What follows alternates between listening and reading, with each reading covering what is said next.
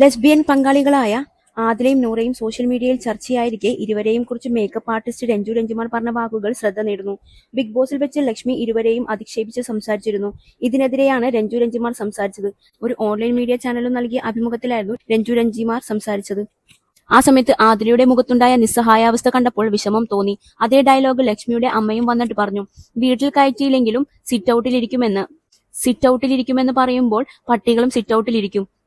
നീയൊക്കെ പട്ടികളാണ്, അവിടെ ഇരുന്നാൽ മതിയെന്ന ധ്വനിയാണ് എനിക്ക് ഫീൽ ചെയ്തത്.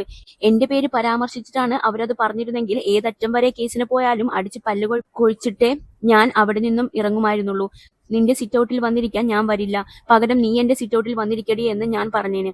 അത്രയ്ക്ക് വേദനാജനകവും അരോചകവുമായ വാക്കാണ് ആ സ്ത്രീ അവിടെ പറഞ്ഞത്.